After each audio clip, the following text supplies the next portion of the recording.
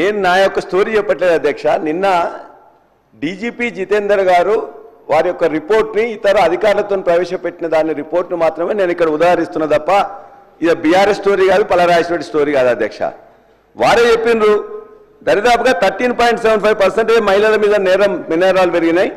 అదే కాకుండా ఓవరాల్గా నేరాలు చూసినట్లయితే 1,38,312 2023లో జరిగితే ఈ సంవత్సరం 2024 డిసెంబర్ వరకు 1,69,477 22.53 నేరాలు పెరిగినాయి ఈ సంవత్సర కాలంలో. ఎందుకు పెరిగినాయని చెప్పేసి దయచేసి ఆలోచించాలని కోరుతున్నా అధ్యక్ష. మెయింటెనెన్స్ బిల్ ఇస్తాం అధ్యక్ష.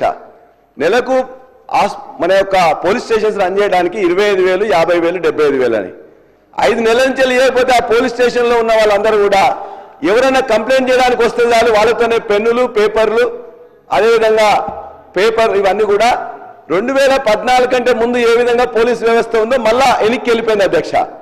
అంతేకాదు ఇలా పెట్రోలింగ్ వాహనాలు బ్రహ్మాండంగా ఇచ్చిన అధ్యక్ష. ఇవాళ మంత్రులకు, అధికారులకు వాళ్ళకు మాత్రమే పెట్రోలింగ్ జరుగుతుంది తప్ప జనరల్ ప్రజానీకానికి అందులో పెట్రోల్ లేదు, డీజిల్ లేదని చెప్పేసి వెహికల్స్ అన్ని రోడ్డు పక్కన పెట్టుకొని ఇలా తిరగట్లేదు అధ్యక్ష. అదేవిధంగా ఇవాళ నేను పర్సనల్ నేను చెప్తాను అధ్యక్ష. అనేక దొంగతనాలు పెరిగినప్పుడు పర్సనల్గా నా కాలేజీలో ఈ మధ్య కాలంలో ఒక 3 దొంగతనాలు జరిగినాయి అధ్యక్ష. కోదాడ ఇంజనీరింగ్ కాలేజీలో జరిగిన 8 లక్షలు పోయినాయి. మొయినాబాద్లో 2 కాలేజీలలో కూడా దొంగతనం జరిగితే నేను చెప్పిన డీజీ గారు కూడా ఫోన్ చేసి 1 వీక్ తర్వాత మెసేజ్ పెట్టిన, సిపి గారు కూడా పెట్టిన. వారు చెప్పిన తర్వాత మా వాళ్ళు అన్నారు ఏమన్నా పోలీస్ దొంగలను పట్టుకుంటే ఆ దొంగ గరానా దొంగ 90 దొంగతనాలు చేసిండు, వారు దొరకడు సార్ అని చెప్పాను.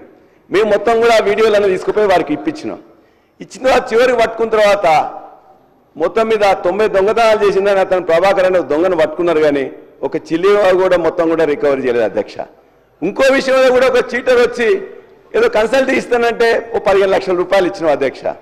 ఈ విధంగా ఇచ్చినామని చెప్తే వాళ్ళ దగ్గర డబ్బులు తీసుకున్నారు, చివరికి మనకి ఇచ్చింది లేదు. అంటే నేరాలు ఎక్కడైతే జరిగినాయో దాన్ని ఎక్కడ ఛేదించినా కూడా వాళ్ళ పరిస్థితి ఎట్లా ఉందంటే పోలీసుల దగ్గర మెయింటెనెన్స్కి డబ్బులు లేవు, డీజిల్కి డబ్బులు లేవు, వాళ్ళ పర్సనల్ యూజెస్కి డబ్బులు లేవు. కాబట్టి మొత్తం కూడా ఈ నేరాలు ఛేదించబడట్లే. అదేవిధంగా ఆ నేరాల్లో అధ్యక్ష ఇవాళ దరిదాపుగా patient operation success, patient dead లాగా ఉంది పరిస్థితి. ఇవాళ నేరాల పరిస్థితి చూస్తే అధ్యక్ష.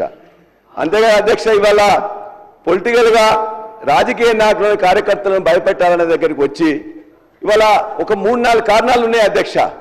ఇవాళ వాళ్ళకి కావాల్సిన మెయింటెనెన్స్ కానీ మిగతాయి కానీ ఇవ్వకపోవడం, అదేవిధంగా ముఖ్యంగా ఆ పర్సనల్గా అధ్యక్ష మీరు చూసినట్లయితే నా యొక్క జనగామలో ఒక సిఐని కానీ ఏసీపీని కానీ ఇప్పటిదాకా ఎప్పుడు పోలీస్ స్టేషన్ ఫోన్ చేసినా కూడా ఆ సిఐ ఉండేది అధ్యక్ష, ఇంకో సిఐ వస్తాడు.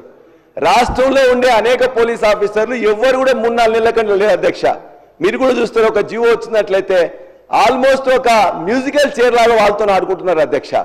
అంటే విపరీతమైన మొత్తం ట్రాన్స్ఫర్స్ 3 నెలలకు 4 నెలలకు 3 నెలలకు SI, CI, ACP, CP level వరకు కూడా ఈ విధంగా చేయడం వల్ల వాళ్ళ 3 నెలల తర్వాత మేము ఉంటామా పోతాం అని చెప్పేసి దగ్గర ఉన్నది తప్ప వాళ్ళు దాని మీద కాన్సన్ట్రేట్ చేయట్లేదు.